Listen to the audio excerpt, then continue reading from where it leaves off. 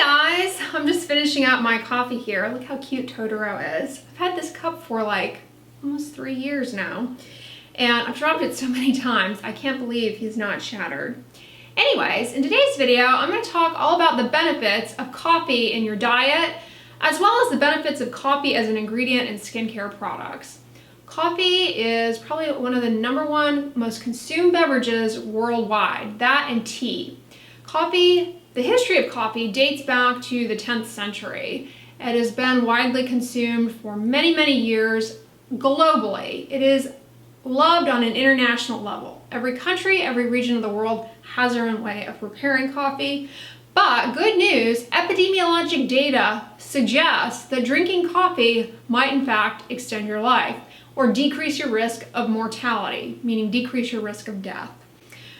Coffee has a ton of compounds within it. It's got over 800 different compounds, but most notably it has 2 things. Caffeine, which you either love or hate. I'm in team love.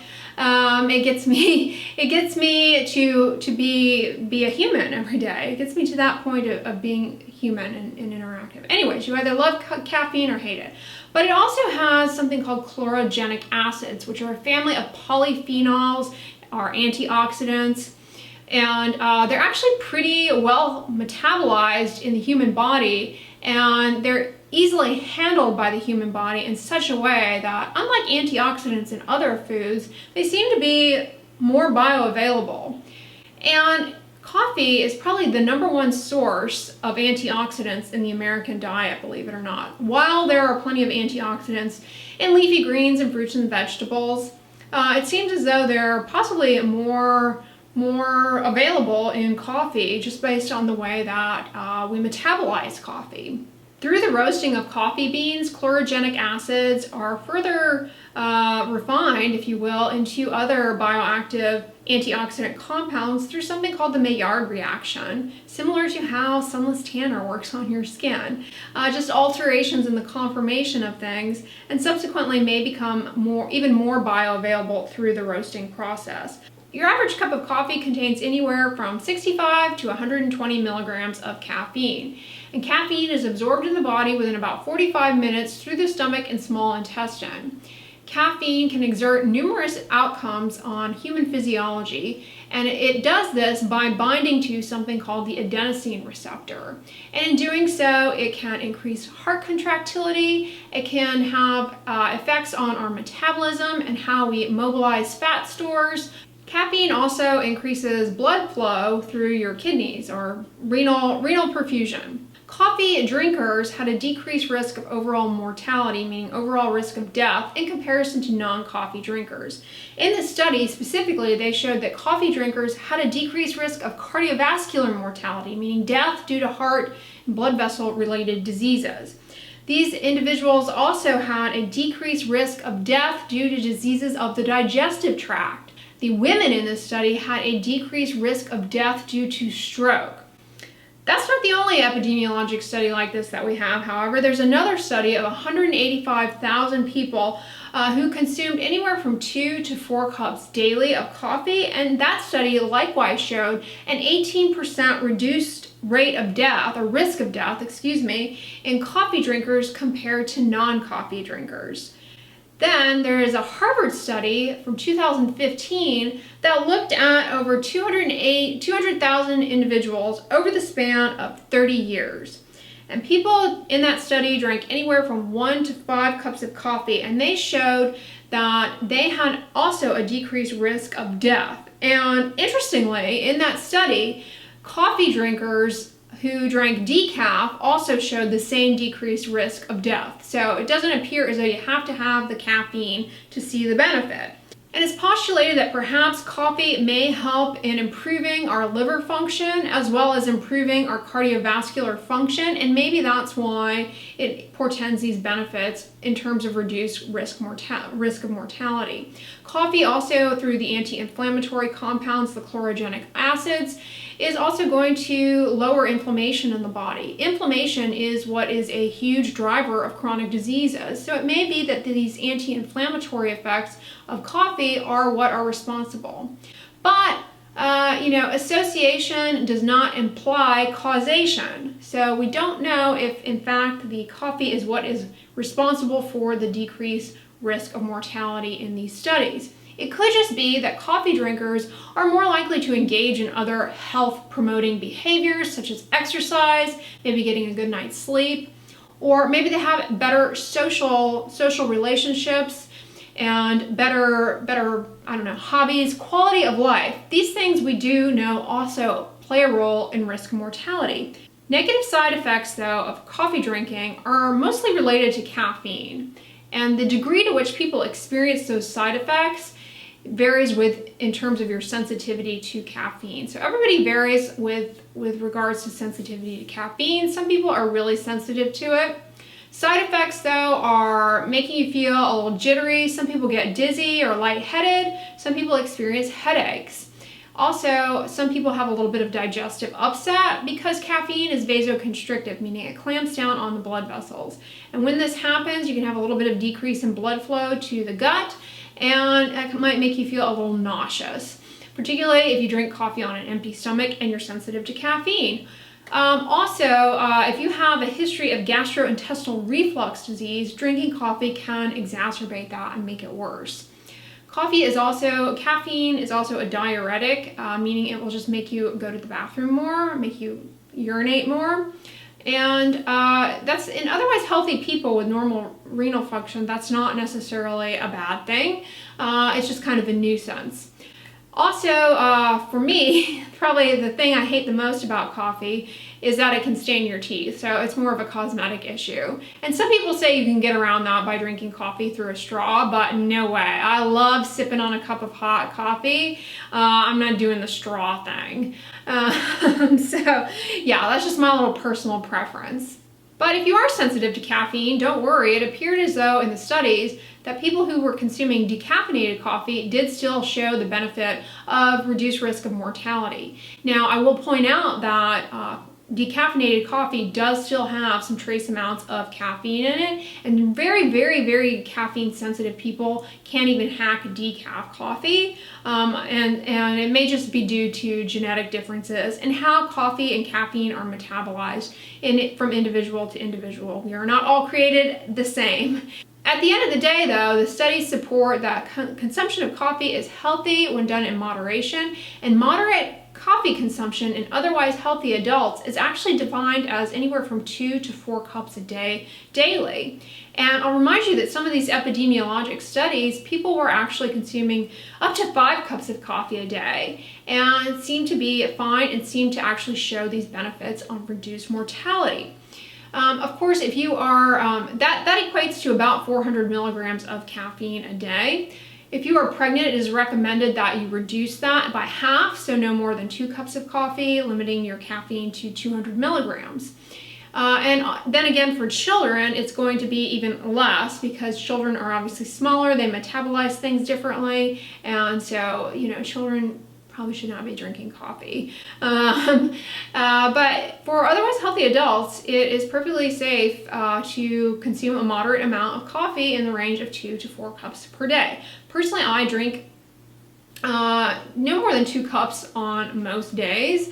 Sometimes I will drink 3, but I never drink more than 4, and I cut myself off from caffeine after 12 o'clock. No more caffeine. So it doesn't interfere with my sleep quality, and I'm otherwise healthy. I don't have any renal disease or any issues, and I'm definitely not caffeine sensitive.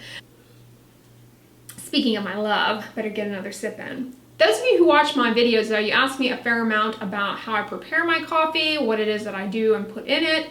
I love the Four Sigmatics mushroom coffees, as well as their mushroom elixirs, which are packets of different medicinal mushrooms that you can add to either coffee, or you can just add hot water to and drink as a tea. I've done that as well. They enhance the coffee experience for me. Their beverages, their elixirs. I've been consuming the Four Sigmatics elixirs in my coffees for over 18 months now, and it's really taken my coffee drinking experience to another level. It increases the flavor profile and the taste that I experience with drinking coffee. I'm now able to appreciate all of these unique flavors and notes through the addition of these different mushrooms. You guys know I've worked with Four Sigmatics a number of times, and they are sponsoring a portion of today's video. Because I am such a fan of theirs, this is a collaboration that is a no-brainer for me. I am such a lover of Four Sigmatics that I actually subscribe, and I get their products every 30 days. By doing that, I at least save 20% off of the price, so it ends up being pretty affordable and definitely less than drinking coffee out. Getting a coffee to go, it ends up being, you know, a little over $1 per beverage, so that's not bad. And I get free delivery. So if you get into the Four Sigmatics, I definitely recommend subscribing. You save a lot more. But click the link in my description box. You can save an additional 15% off. If you're not familiar with Four Sigmatics, they are a company that specializes in medicinal mushrooms, which have been used in traditional medicine for many years and are rich in things like antioxidants and anti-inflammatory compounds. Just like coffee, they really can enhance the flavor of your coffee and elevate the coffee drinking experience. But if you're not a coffee drinker, you can still enjoy their products. They have many elixirs. My favorite is going to be the cordyceps elixir as well as the chaga elixir. These have such a nice taste to them, almost a chocolatey, earthy richness. And I also love the reishi elixir. The reishi elixir almost has a mint-like undertone, and that is fantastic at nighttime, just with hot water as a tea. And I specifically subscribe to receive on a consistent basis their instant coffee as well as their coffee grounds. The coffee is really easy to make though. I mean, it's just like making any other coffee. I've been doing it actually in a French press lately, but you can put it in a standard drip coffee maker. And it does not taste like mushrooms. That's a question I get a lot. Does this taste like mushrooms? It really doesn't. In fact, it takes away some of the bitterness from coffee, and it also makes the coffee almost thicker and a little bit creamier. Almost like it has a hint of foam to it. It's really phenomenal. If you're not a coffee drinker though, I recommend trying the elixirs just in a little bit of hot water or hot milk, non-dairy milk or dairy milk of your choosing. And that is a really great way to enjoy them. They are all vegan and they are gluten-free as well. In addition to the elixirs and the coffees, they also have latte mixes. They have a turmeric latte and they have a coffee latte. They're all really good, formulated with a little bit of dried coconut milk powder. So you just add hot water and you have an instant latte. Their website is really easy to navigate too. When you go on there, just go over to the left-hand column and you can actually sort the products. If you are caffeine sensitive, you can specifically select no caffeine and it'll pull up everything that they have that does not have caffeine. So those are the benefits of drinking coffee in the diet. What about in skincare products? Well, caffeine you will find in a lot of eye products and eye creams. Caffeine has a vasoconstrictive effect, meaning it potentially can clamp down on some of the blood vessels that course through the skin, and in doing so, maybe improve the appearance of swelling as well as the appearance of redness. Caffeine-containing eye creams in particular are thought to potentially be helpful for improving the appearance of dark under eye circles as well as bags under the eyes, just through a little bit of that vasoconstrictive action. Coffee and coffee extract, not only with the caffeine there, but you're also getting those chlorogenic acids, those antioxidants. And antioxidants theoretically can scavenge some free radicals that your face will be annihilated with on a day-to-day basis, and in doing so have an anti-aging outcome of reducing the chances of collagen destruction and loss of collagen, as well as damage to the DNA in your skin cells. But whether or not it actually works that well, to be frank, we don't have enough data to say that with confidence. It's largely speculative. There are so many other ingredients in skincare that are so much more well studied that it's one of those things that could be helpful, doesn't seem to be harmful, but don't go out of your way or, run yourself ragged trying to find the perfect coffee or caffeine containing skincare product, because it's not really an essential. The other area in skincare where coffee has been shown to shine is in cellulite. There specifically is one small study looking at a caffeine-containing moisturizer that was applied to individuals with cellulite and showed just an overall improvement in the appearance of the cellulite in comparison to a placebo non-caffeine containing moisturizer. So seems like maybe it could be helpful in cellulite, but follow-up studies really haven't confirmed that. And so the data is largely inconclusive. One of the most popular DIY skincare hacks on the internet that you will come across is a DIY coffee grounds scrub, or using coffee grounds as a skin scrub, as an exfoliating skin scrub. And while in theory that might be okay, coffee again is rich in antioxidants, it can be very irritating to the skin barrier, and I don't recommend doing that. You're better off, if you want to pursue coffee or caffeine in your skincare products, finding a cosmeceutical product that's formulated with coffee or caffeine so as to minimize the risk of irritation to your skin. I don't recommend using your coffee grounds as a scrub in a DIY skincare product. So most of what you read in terms of coffee and skincare products and caffeine in skincare products is largely going to be anecdotal experience from consumers. So hard to tease out whether it's actually the coffee or caffeine or just, placebo. Also, there are no robust medical studies, blinded studies. We just don't have the kind of data that you would need to really show true benefit of using coffee or caffeine in your skincare products. The benefit of coffee is largely going to be in consuming it as part of your diet rather than putting it on your skin. In terms of skin health and skin health benefits, coffee drinkers actually have been shown to have a lower risk of skin cancer. Importantly, a lower risk of the deadliest form of skin cancer, melanoma, as well as the more common skin cancer, basal cell carcinoma. Whether or not it's due to the coffee, maybe the antioxidants in the coffee being delivered to the skin and helping out with reducing UV-mediated reactive oxygen species damage to the skin and subsequent skin cancer risk, whether or not it's that or the fact that people who drink coffee spend more time indoors drinking their coffee and are outside less, getting exposed to sun. Hard to say.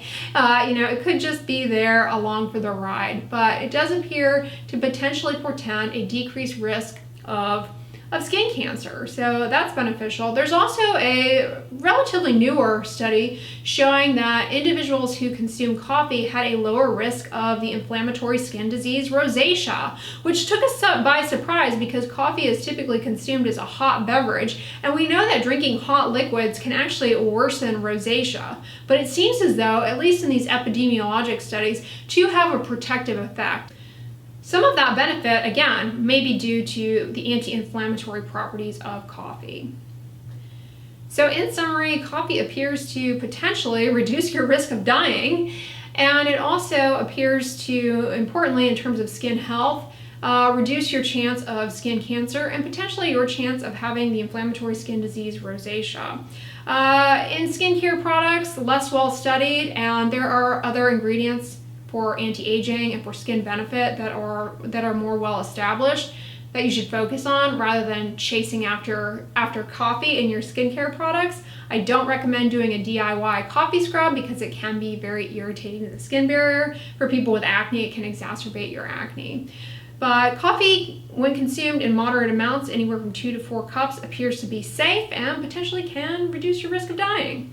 So I am, again, a huge fan of Four Sigmatics. You guys, you've got to try them out if you have not already. I know many of you have become fans since watching me consume it, so click the link in my description box. You can save an additional 15% off of your order, which is a huge savings. You're totally gonna love it. Trust me, I can't live without it, and I subscribe so that I get it every 30 days. I am that hooked, and as I said, it has really elevated my coffee drinking experience and just the joy of consuming coffee. It's taken it to a more sophisticated level, and I appreciate notes and flavors in my coffees that I never experienced before. For those of you who are sensitive to caffeine, though, I think the thing that I have noticed the most with the Four Sigmatics coffee is that I actually can get away with drinking less caffeine with the Four Sigmatics coffee. I didn't even realize this, but they have a little bit less caffeine than your average cup of coffee. And maybe that's just because I have a better flavor experience with the Four Sigmatics coffee than with just a regular plain coffee, and I'm more satisfied. So if you're trying to reduce the amount of caffeine you consume, maybe you have a closer to 5 to 6 cup of coffee a day habit, I definitely recommend trying their coffees as a way to dial back on that while still getting the benefits of coffee in your diet. I hope you guys enjoyed this video. If you liked it, give it a thumbs up, share it with your friends, and as always, don't forget, sunscreen and subscribe. I'll talk